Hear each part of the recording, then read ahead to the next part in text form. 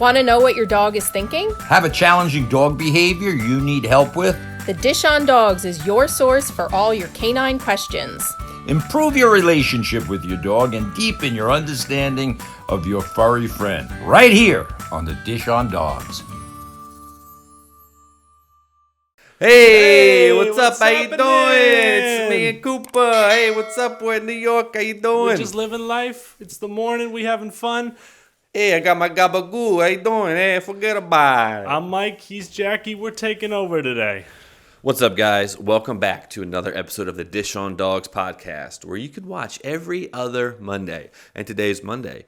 And today you're watching it. So Cooper, hello, and myself are taking over the Dish on Dogs podcast today. Today's going to be the day where you learn from us, the mammalian brain. We're going to talk about the dog brain. I'm just joking. We're not going to talk about the dog brain at all. Coop, what are we going to talk about today? That's an excellent question, Corey. And I should say you look great on this Monday morning. Thank you. Monday evening, Monday morning. But we're going to talk about a couple things. We're going to talk about maybe some marketing, maybe some, coffee of choice, how we like to start our day, our perfect Sundays. We're going to talk about some TikTok, some experiences with our filmmaking and all that kind of stuff. Right.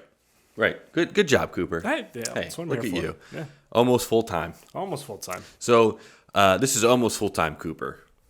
I don't know part time Cooper. Anyway, so today, like Cooper said, we're going to talk a lot about, really you're going to get to know us on a deeper level. We're going to break it down for you. We're going to get emotional. We might cry. We might not. But today, you're going to know Cooper and Corey, the real story. I've already cried once today, so it'll be a good day. Sorry, guys. We just want to switch it up, change it up a little bit, give you something new, not talk about dogs, which is what the Dish on Dogs is great for, and it's great to post in your groups and all that stuff. But we're going to switch it up. We're going to, like Cooper said, we're going to talk about marketing. We're going to talk about our experiments in TikTok and how we're going to start changing the game in a lot of stores as far as social media goes.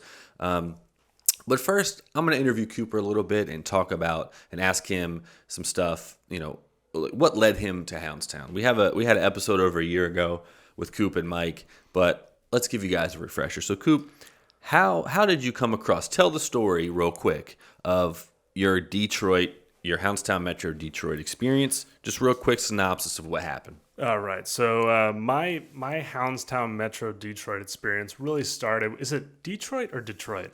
First of all, I want to clarify that. Pete and Kristen tell me that it's Detroit. Detroit. But okay. I say Detroit mainly to upset them. Oh, okay. But it's also okay. It's out of ignorance. Completely understand. Okay, cool. So when I got to Detroit, actually before leading up to that, I got a text from actually a friend who was like, "Hey, my boy Corey's going to hit you up. We need some hands on like a shoot coming up for a dog daycare franchise in Detroit."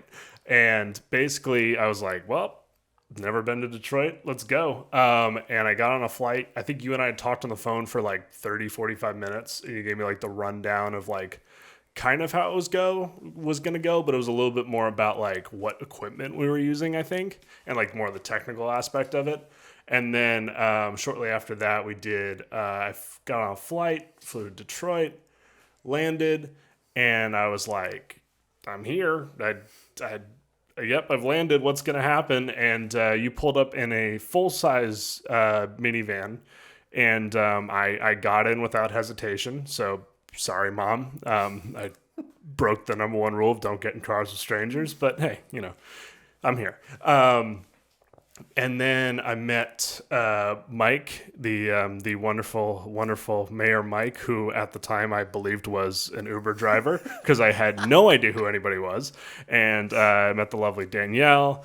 And I think that was it. I think it was like you three. And you guys are like talking shop in the car, just like hanging out, chatting. And I'm like way in the back seat. There was room up front. I had no idea. I think it was more of a symbolic thing. I was like, I'm just going to sit way in the back. I have no idea what's going on. And ever since then, I've been Houndstown loyal. Well, you're missing one key element of that story. Well, you thought Mike was the Uber driver, but what was he doing? Oh, Mike was 100% on brand at all times, I should say.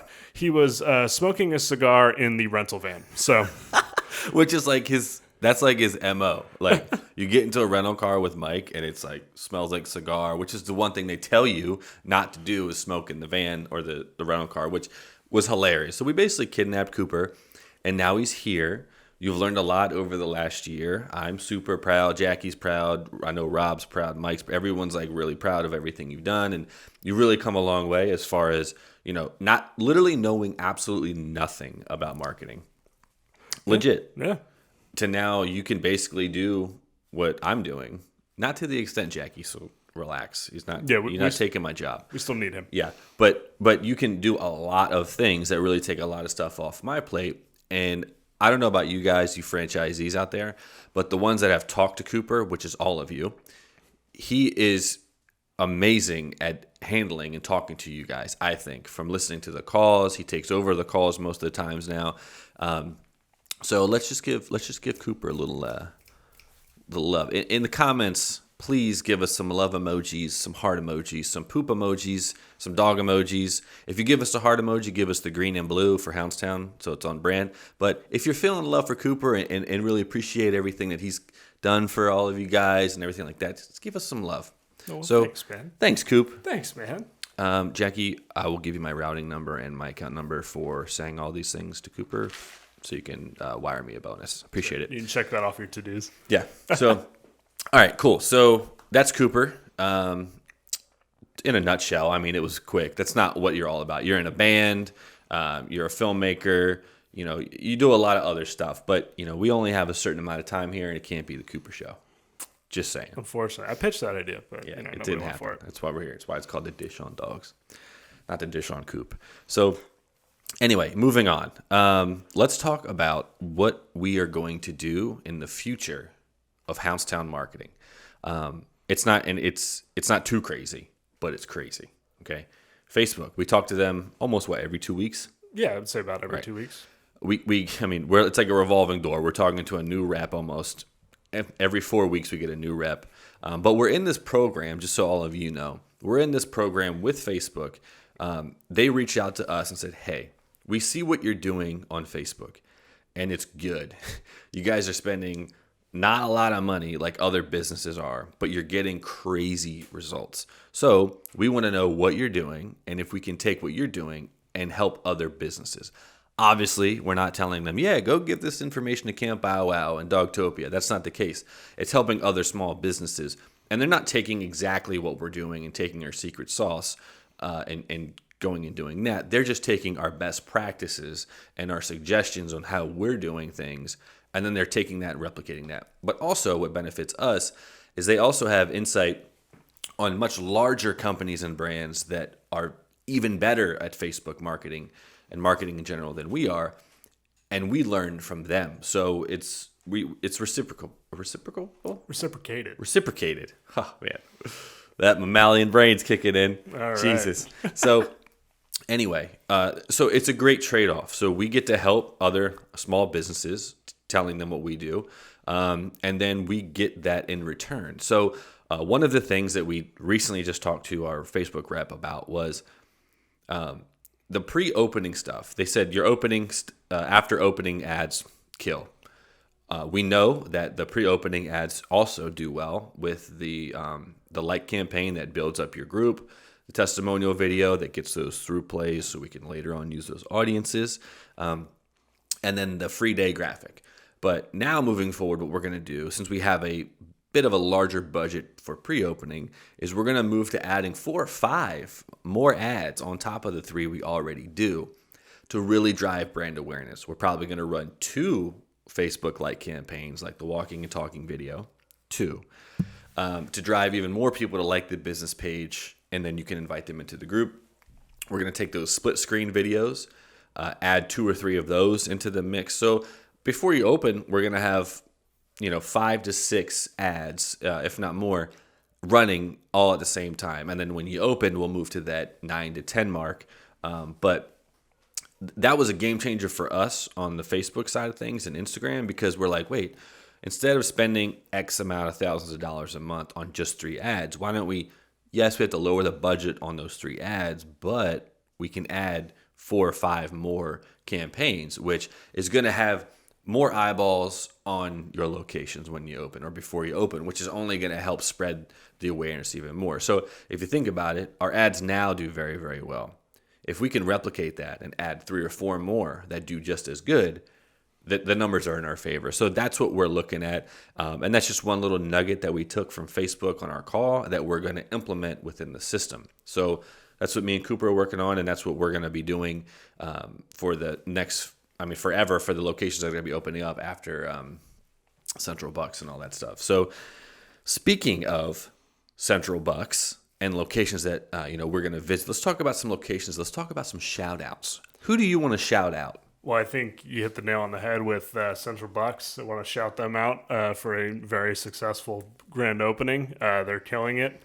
I know we scared you there with the numbers that we were getting from Facebook, but we heard it was manageable, and that's awesome. And shout out for Central Bucks to killing it. And I'd also like to give a shout out to Jane and Leslie in Space Coast. I got to visit them a little while back, and they were amazing.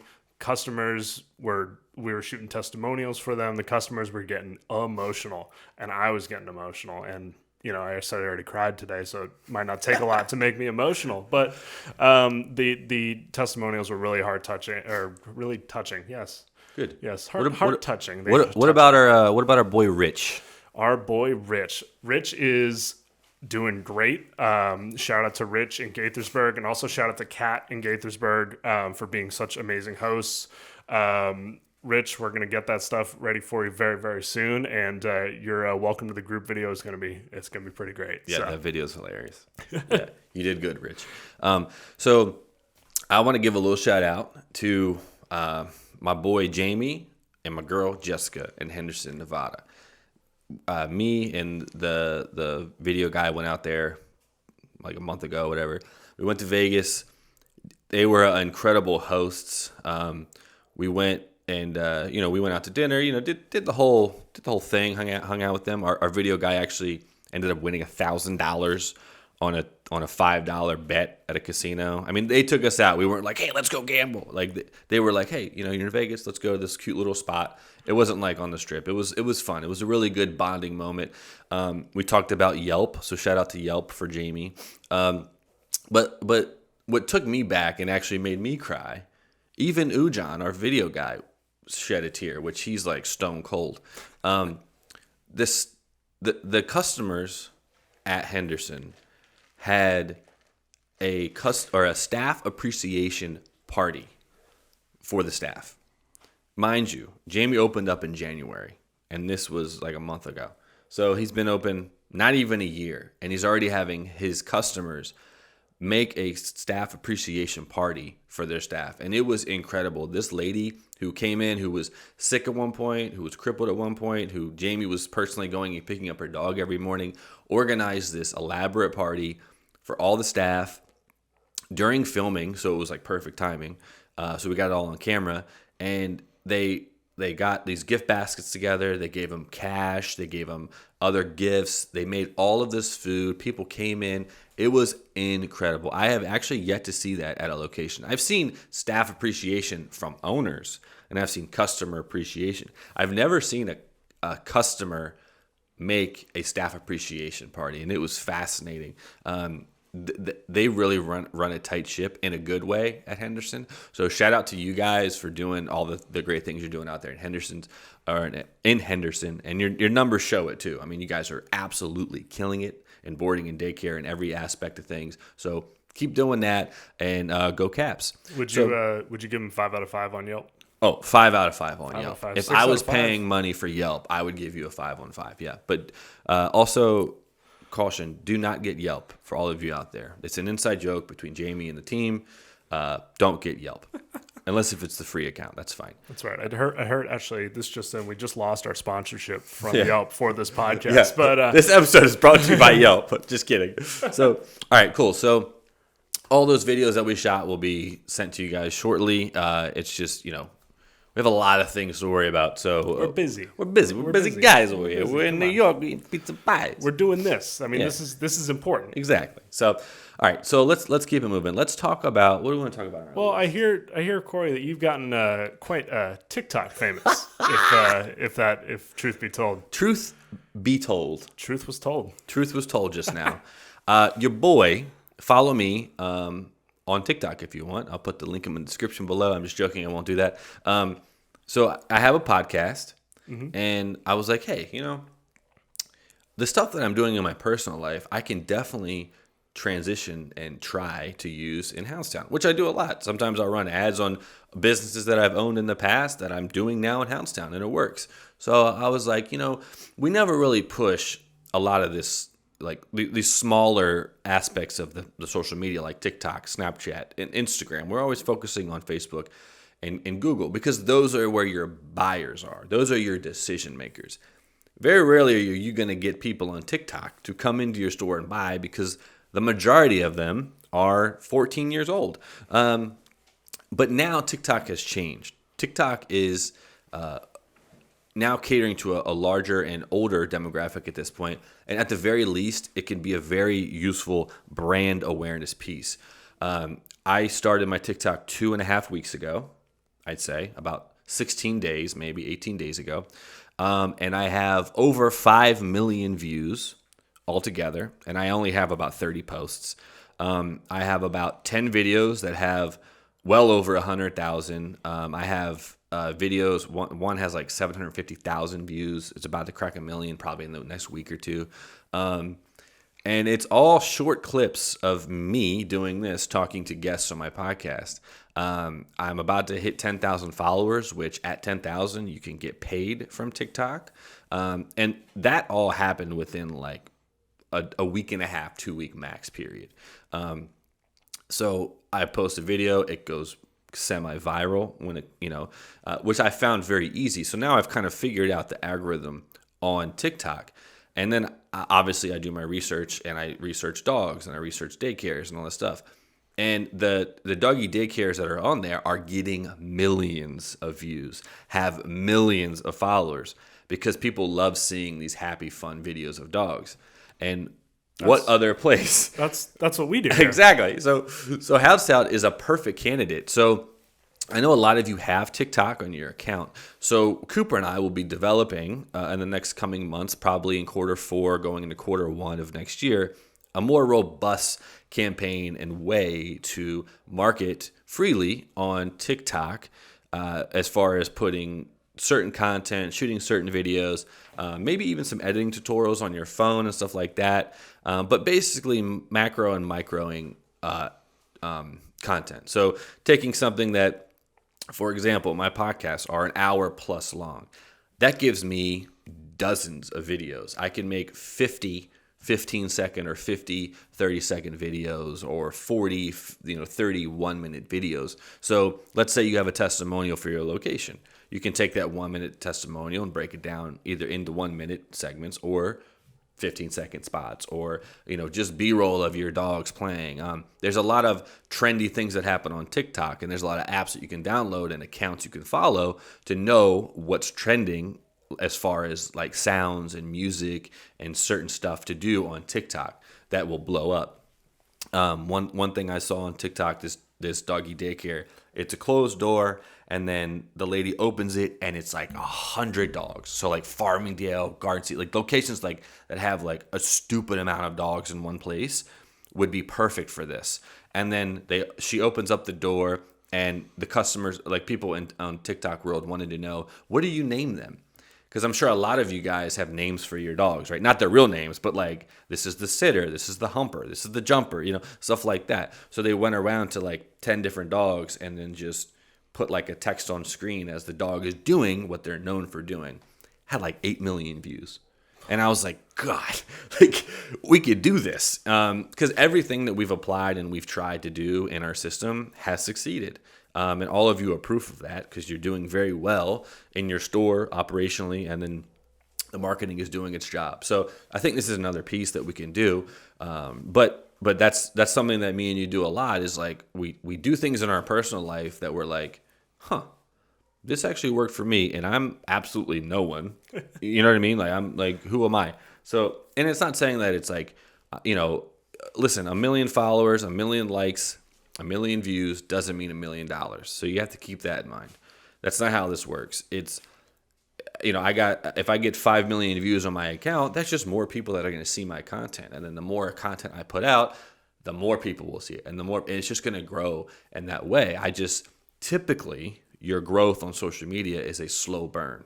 Yeah. TikTok, for some reason, if you can figure out the algorithm, is not a slow burn. It is, if you can post content on a regular basis and it's good, funny, educational, or entertaining, which is all three things that we always try to cover, you can blow up fairly quickly. And I know some of you have probably had a couple videos that have done very well. So if we can critique that and really, tighten that up a lot, I think you'll have a lot of success on that. Not saying you're going to make a ton of money from TikTok, but it's something you can do on the side when you have time that could potentially have more customers and more eyeballs put on your locations. And also, not to mention, like, telling your millennial staff, hey, you're going to be also just a new addition to your job role. You're going to be making some TikToks if you want to. I think I would, let's see, I get to work with dogs all day. I make TikToks. All right. Yeah, it seems like a pretty good gig. So I think that would be a pretty good strategy to bring out. So I have a question for you when it comes to TikTok.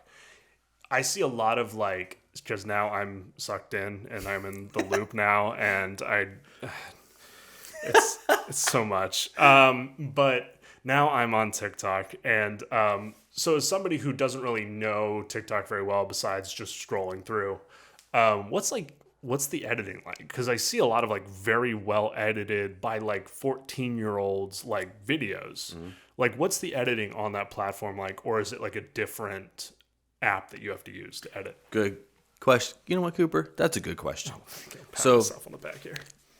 Fortunately for me, I'm a filmmaker and editor. I've been doing it for over 15 years professionally, not just hobby. So I can make, like I said, I can take an hour-long podcast and make 30 videos in an hour on my editing software, on my beast of a computer at home. But none of you, I know, have this at home as far as franchisees go. So in the app, there's certain sounds, there's certain editing features that they allow you to do within the app that,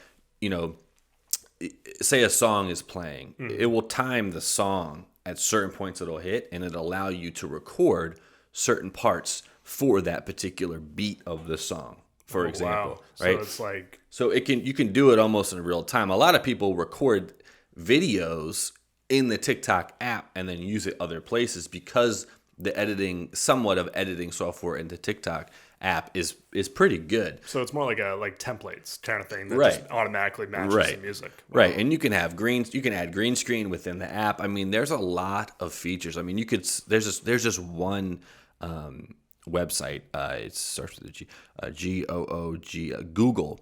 If you Google how to use TikTok, literally those words, how to use TikTok, or how to edit in TikTok, anything like that, I promise you a ton of YouTube tutorials will pop up. It's very simple. If you just learn the basics, which I'm the basics. I edit outside of TikTok. I post to TikTok. I use all the hashtags I can. At first, you can only use 30. Now that my account is a little bigger, they allowed me to use more. So now I can use 300 characters. Not 300 hashtags, but 300 characters. So I can get about 60 to 70 hashtags, depending how big they are. Wow, I just choked a little bit. Sorry, dude, you're getting amped up. I'm fired up. You're a big influence now. I am. I'm gonna get my blue check mark soon. So relax, everyone. We got 5 minutes. Okay, Ryan said 5 minutes. You know what, Ryan? We're gonna go over that 5 minutes because we got 5 more things on our list. Okay. Anyway, and Ryan has just walked out of the room. Sorry, yeah. Ryan. Thank you. So as far as that goes, you can edit. Also, I know a lot of you use iMovie. You can edit on iMovie. Any of the videos, most of the videos that you're already taking in your stores, you can just repurpose and put on TikTok, put on Instagram stories and all that stuff. That's another thing. We'll talk about TikTok. We'll talk about Instagram stories, Facebook stories, YouTube shorts, all that stuff. Because I think there's a space there that we're not in, mainly because we have so many dogs in the facility. We don't have time to go and make 30 TikToks, right? Yeah, I think that I hear the eyes rolling right now of franchisees going, Right. wait, no, we got to do TikToks now? Like, we're already posting to Facebook. But Right. I think if there is ways to do it faster and simplified, I think that's awesome. Right. Yeah. And it's not, and none of this is like, you got to do this. It's like, hey, this is a suggestion. This is our professional opinion on what we're seeing, in our personal lives, and also on the business side of things and the potential that it could have. We're not guaranteeing anything. We're just trying to open up more avenues for you guys to find other ways to do it. But good question about the editing. You can Google that and stuff like that. But it's very simple. It's you learn the basics, and then you can edit within the app, or you can take edited videos that you've already made and repurpose them into it. Now, keep in mind, the ratio is like Instagram stories or Facebook stories. So it's 9:16, I believe, is the ratio. So it's vertical, not horizontal. If you post a horizontal video on a vertical thing, you're going to have the black bars on the top and bottom, which is still okay because you can put text in there if you want. But anyway, there'll be way more about this stuff in the coming months when we do a little bit more research and make some tutorial videos as well. So we've been at initial training right now, and I first of all want to shout out all the locations here: Metuchen, Wilmington, Aurora. You guys have been great. It's been awesome getting some one-on-one time with you. We presented social media marketing yesterday. Did some one-on-one social media training, some hands-on stuff with the groups and all that kind of stuff, and like just some quality time to answer any questions that people might have. But what's your experience been like besides, just overall exhaustion? Oh man, listen, the lack of sleep has been great. I love it. So first of all, let me give a shout out to Rob and Abe too. Abe, you're a good guy. I like you. You're okay, cool. You're cool.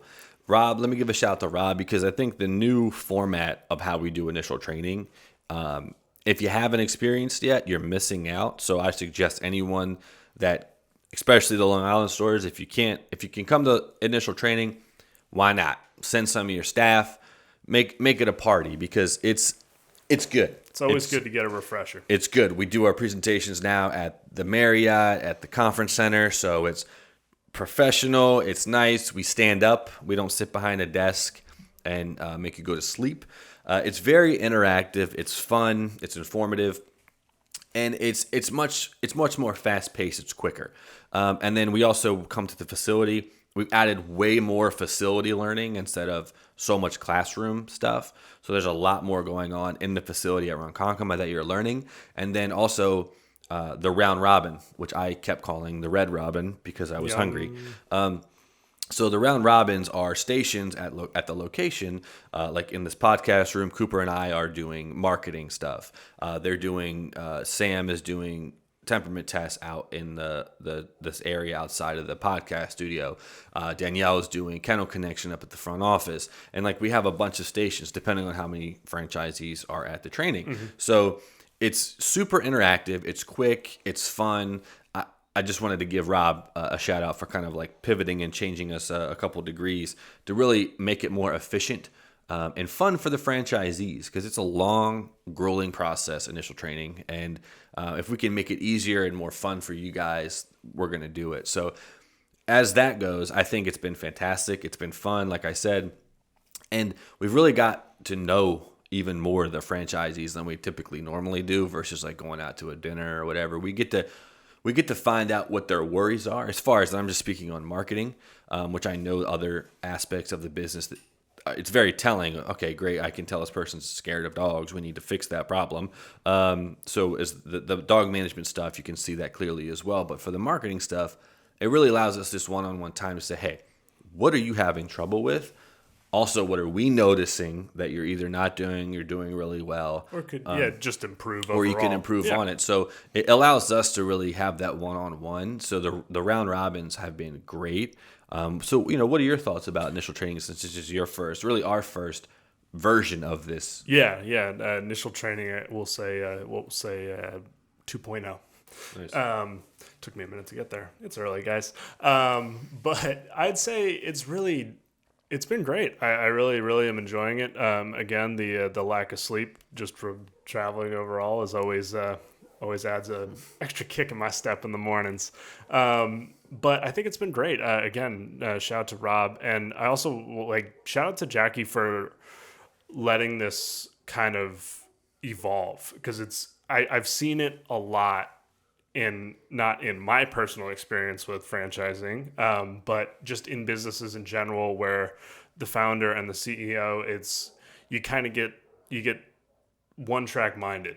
This is the way. You get afraid of change. If it ain't broke, don't fix it. Things are working. Locations are opening successfully that have been to past trainings, but also to Mike and Jackie allowing somebody like Rob and Abe and the rest of the team to really step in and evolve training and adapt it. And I think once you're willing to adapt and evolve, I think that's the most telling sign that you are and are going to continue to be a successful business, and that you genuinely care. Because it's easy to be like, well, they could have picked it up at initial training, but I guess they didn't.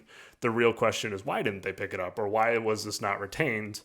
And to reiterate what Corey said, I mean, any location that, if you want to come back out to initial training, get a refresher, I think it's great. Or just come see us, come hang out.